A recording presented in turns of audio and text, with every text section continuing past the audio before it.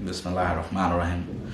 Today I want to discuss about the permanent settlement of Bengal, Bihar and Odisha. Let's talk about it.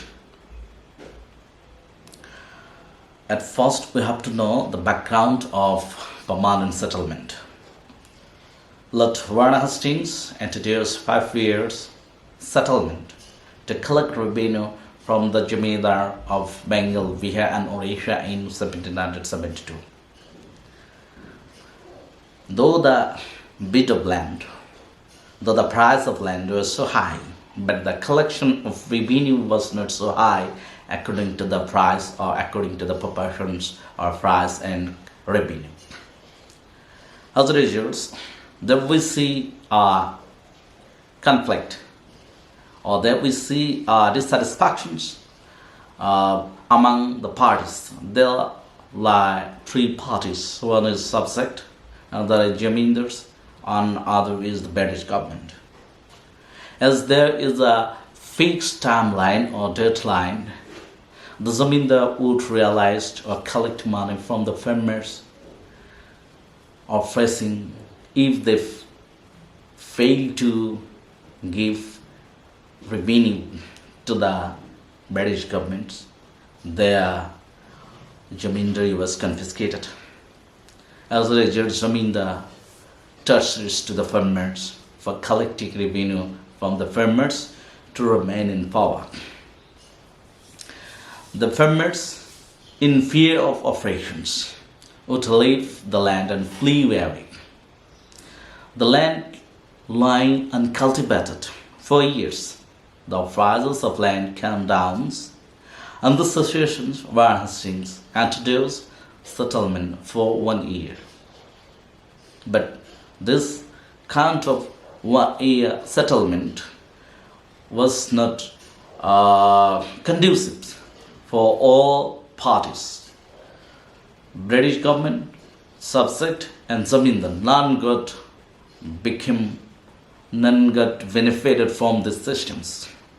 As a result, in later stage, the British government tried to invent a new systems that will create a beneficiary or conducive, that will be a conducive for all 3 parties. As a result, they invent 5 years settlement. On the passage of time, this 5-year settlement became a permanent settlement by the declaration of Lord Cornwallis in 1793. Now, we have to know about some features of this permanent settlement.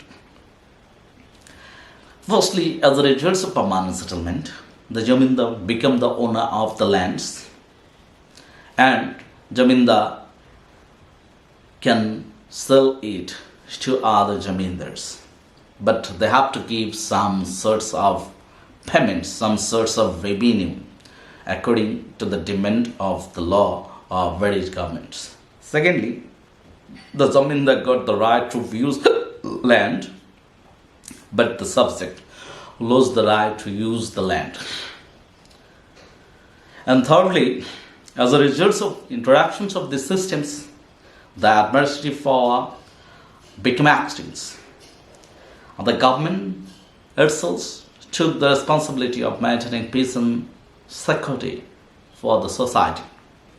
Fifthly, the gifts and selfies were abolished. And sixthly, if the tax was due, if the Jamindar failed to pay the payment before the fixed times, some portions or some parts of Jamindari were sold to other Jamindars, or the Jamindar failed to pay the due money in fixed time. Before fixed times, whole Jamindari and the wealth of the Jamindar was confiscated by the British governments. Now we have to know the results of permanent settlements. The results of permanent settlement was devastating. It caused pervasive effect on the socio-economic conditions of Indian subcontinent's peoples. Cornwallis himself was a zamindar of England. He wanted to make a zamindar class like England here, but the socio-economic conditions of England and Indian subcontinent are not same. As a result, we have to notice that more disadvantages than the advantages, as the systems was imposed by the British government. As the same system was imposed from outside. As a result, this system didn't match with the mindset of the peoples of this Indian subcontinent. As a result, it had brought a lot of grievance to the peoples of this Indian subcontinent. Not only that, this created divisions between the Jamindars and the subject. Some people are getting more rich to richer, and most of the peoples become poor to poorer. This was rules of divisions within the peoples of native Indian subcontinents.